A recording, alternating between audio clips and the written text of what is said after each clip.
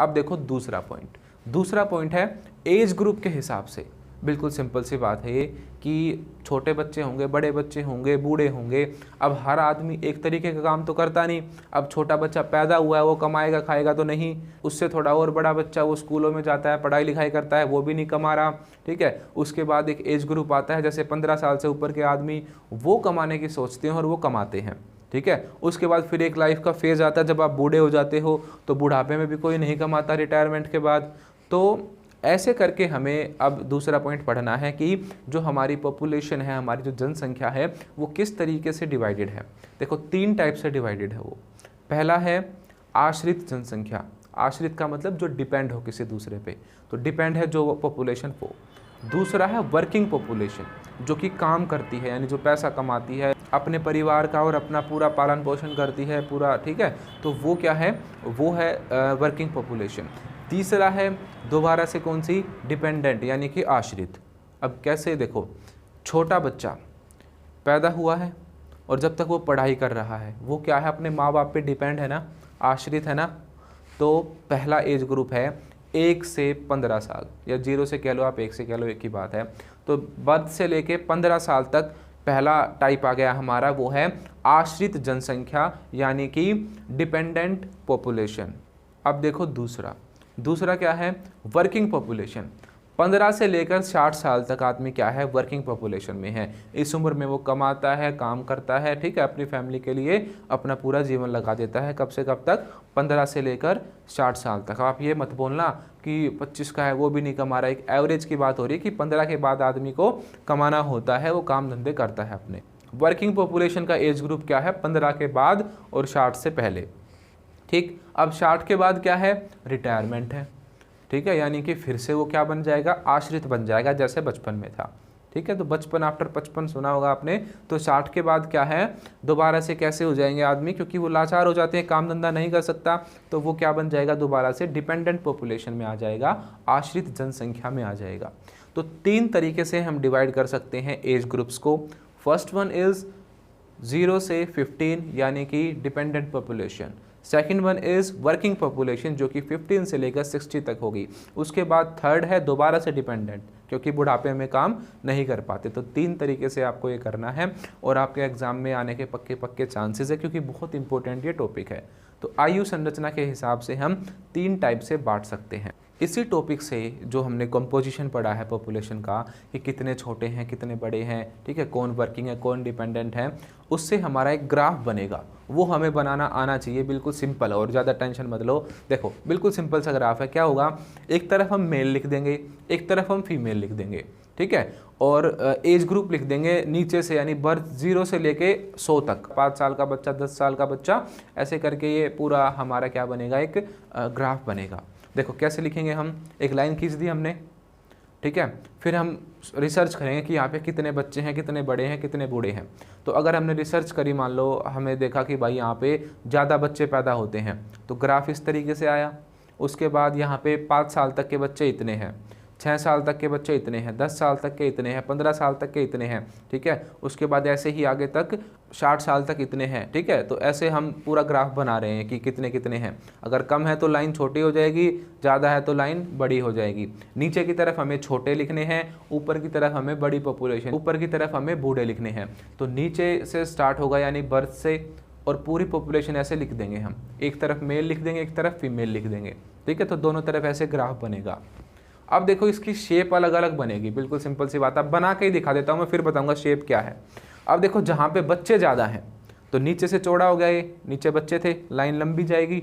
उसके बाद और बच्चे हैं, वो भी हैं ज़्यादा ज़्यादा ज़्यादा। ऊपर अब यंग पॉपुलेशन कम होती जा रही है, तो उससे थोड़ा छोटी लाइन होगी, उससे और छोटी। फिर मैंने बताया कि वहाँ पे बूढ़े कम है, बच्चे ज़्यादा हैं, तो ऊपर बूढ़े कम हो जाएंगे, तो 60-70 यहाँ पे कम होगी आके, और 80-90 100 तो वैसे ही कम होती है, इतनी कौन जीता है, तो रेयर होते हैं आजकल, ठीक है। तो ऊपर 100 तक जो है वो और कम हो गई। तो ये कैसा बन गया, देखो आप, उधर फीमेल भी ऐसे ही, ऊपर जो बड़ी एज के फीमेल हैं वो कम हैं, फिर यंग हैं वो उनसे ज़्यादा हैं, और जो बच्चे हैं, बच्चे यानी छोटी लड़कियां हैं जो, वो और भी ज़्यादा हैं। तो ये अपने आप ही क्या बन गया, एक ट्रायंगल शेप में बन गया, देख लो आप, ठीक है। तो जिस भी देश में छोटे बच्चे ज़्यादा होंगे उसके बाद मीडियम यंग पॉपुलेशन होगी और बूढ़े कम होंगे, यानी कि बर्थ रेट हाई होगी और डेथ रेट लो होगी, तो वो क्या होगा, ऐसा ग्राफ बनेगा उस देश का।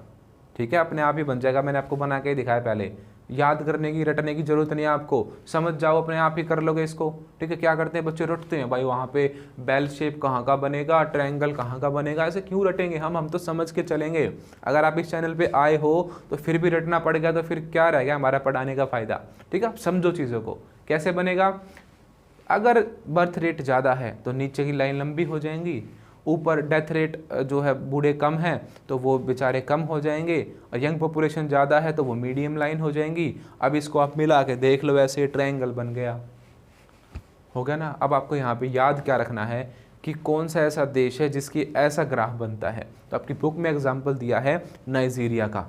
अगर आप उस देश की जनसंख्या को देखोगे, वहाँ पे बच्चे बहुत ज़्यादा हैं और बूढ़े बिल्कुल नाम मात्र हैं, है ही नहीं, बहुत कम हैं। ठीक है, तो सबसे ज़्यादा बच्चे हैं वहाँ पे, बर्थ रेट बहुत हाई है वहाँ पे। ठीक है, यंग पॉपुलेशन मीडियम है और बूढ़े उससे कम है, यानी ऊपर जाते जाते कम होते जा रहे हैं। तो जब ऊपर जाते जाते कम हो जाएंगे तो क्या बन जाएगा, एक ट्रायंगल बनेगा।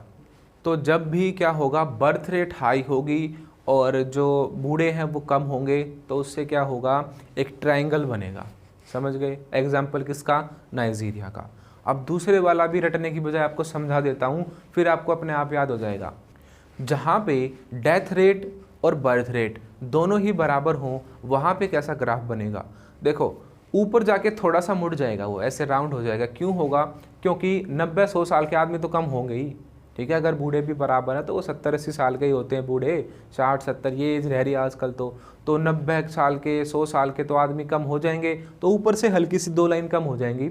बाकी देखो मैंने बोला है कि बर्थ रेट भी सेम है, डेथ रेट भी सेम है, तो जनसंख्या कैसी बनी रहेगी, बराबर बनी रहेगी। तो बच्चे, फिर उनसे बड़े, सेम चल रहा है, उससे बड़े, उससे बड़े, यंग पॉपुलेशन।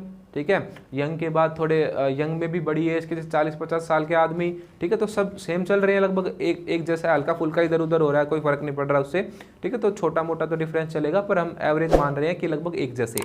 तो ऐसे चल रहे हैं ये, ऊपर जाके 70-80 साल तक ऐसे ही चले, पर अब 90-100 वाले तो अपने आप कम हो जाएंगे हल्का सा, तो हल्की सी ऊपर से राउंड शेप आ जाएगी। ऐसे ही इधर फीमेल का चलेगा। ठीक है, ऊपर 90-100 साल के आदमी तो बहुत कम होते ही हैं, तो वो कम है। फिर मेन पॉपुलेशन आ गई, बूढ़े भी बराबर हैं, जवान भी बराबर हैं और बच्चे भी बराबर हैं।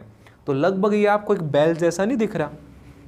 तो एक कैसा ग्राफ बन गया हमारा, बेल शेप, क्योंकि ऊपर से तो कम हो जाएगा, क्योंकि वहाँ पे जो 100 साल के आदमी है वो कम होंगे ही।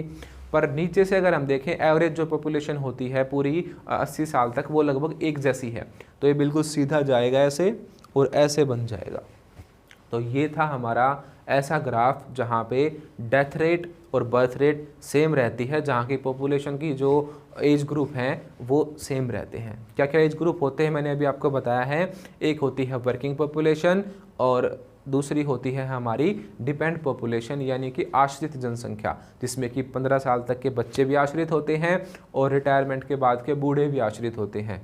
किस पे आश्रित होते हैं, वो बीच वाली वर्किंग पॉपुलेशन पे। आप अपने घर से ही एग्जांपल ले सकते हो। अभी आप पढ़ाई कर रहे हो, नौकरी तो नहीं करते, अपने घर का खर्चा नहीं उठाते ना।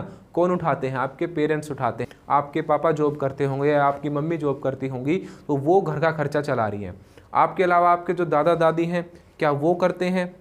ठीक है, अगर आपके कुछ यंग हो गए तो 1-2 बच्चों के करते होंगे, पर अधिकतर दादा दादी जो हैं वो रिटायर हो चुके होंगे और वो काम नहीं करते होंगे। तो वो भी किस पे डिपेंड है, आपके पेरेंट्स पे। और आप किस पे डिपेंड हो, आप भी अपने पेरेंट्स पे। आप और आपसे छोटे बच्चे जितने हैं वो सारे के सारे आश्रित जनसंख्या हैं, और आपके पेरेंट्स जो हैं वो वर्किंग पॉपुलेशन है, और आपके जो दादा दादी हैं वो भी डिपेंडेंट पॉपुलेशन है, आश्रित जनसंख्या है। तो जनसंख्या में हमने 2 ग्राफ पढ़े हैं।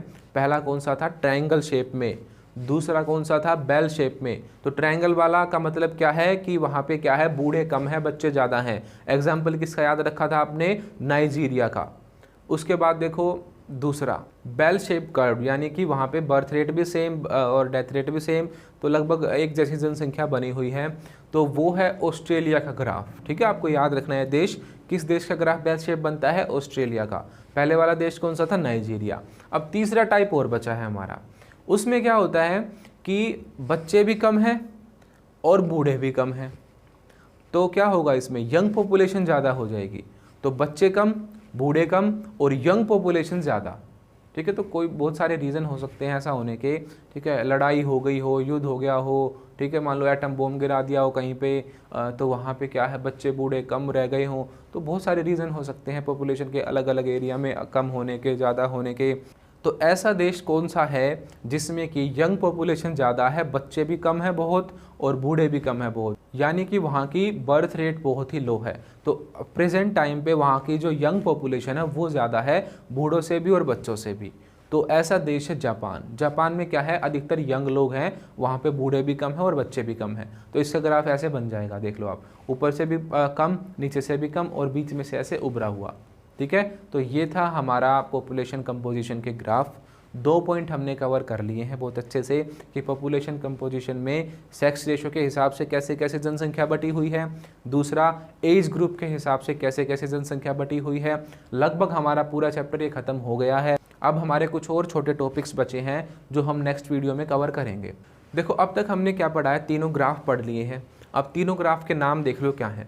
देखो जो ग्राफ जहाँ पे ट्रायंगल बन रहा था, जहाँ पे बच्चे ज़्यादा थे, तो वो क्या हो रहा है, ग्राफ नीचे की तरफ ऐसे फैल रहा है, यानी एक्सपेंड हो रहा है। तो उस ग्राफ का नाम है एक्सपेंडिंग पॉपुलेशन, विस्तृत जनसंख्या, यानी कि जनसंख्या फैल रही है नीचे की तरफ, बर्थ रेट ज़्यादा है। तो नाइजीरिया का जो ग्राफ है वो कैसा है, एक्सपेंडिंग पॉपुलेशन, विस्तृत जनसंख्या।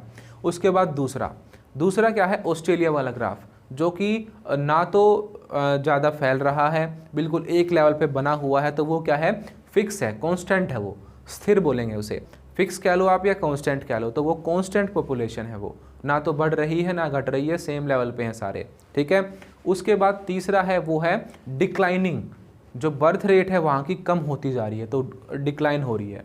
बर्थ रेट जहाँ पे कम हो रही है वो क्या है, डिक्लाइनिंग है, हिंदी में बोलेंगे ह्रासमान, यानी कि घट रही है वो।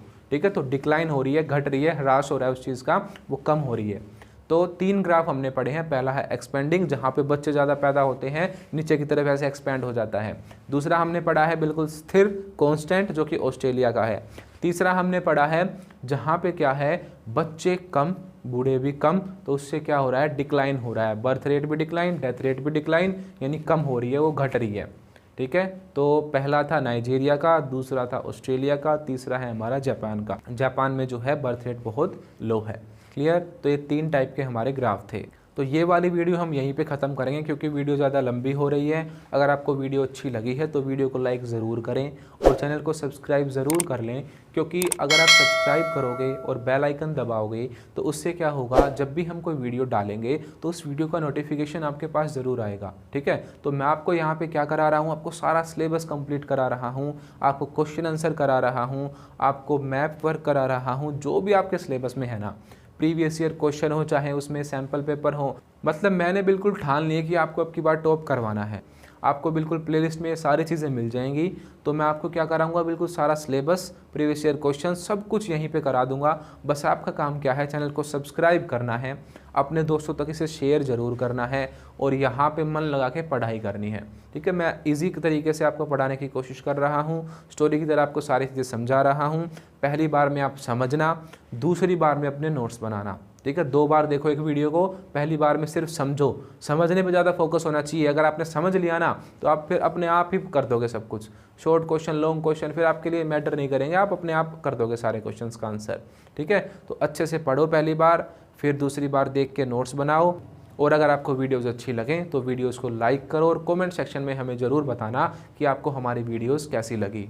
अगर आपको ज्योग्राफी के हैंड रिटन नोट्स पीडीएफ चाहिए तो हमें इस नंबर पर व्हाट्सएप करें। आपको सिंपली इस पर 12th ज्योग्राफी नोट्स लिख के मैसेज सेंड करना है। आपको नोट्स बहुत ही नॉमिनल प्राइजेस पर मिल जाएंगे। अगर आप अदर सब्जेक्ट्स के भी चाहते हैं तो आपको 12th लिख के आगे वो सब्जेक्ट मेंशन करना है। जैसे आपको हिस्ट्री की चाहिए तो 12th हिस्ट्री नोट्स, पॉलिटिकल की चाहिए तो 12 पॉलिटिकल नोट्स लिख के मैसेज सेंड करना है। And other details you will get on WhatsApp. Thank you.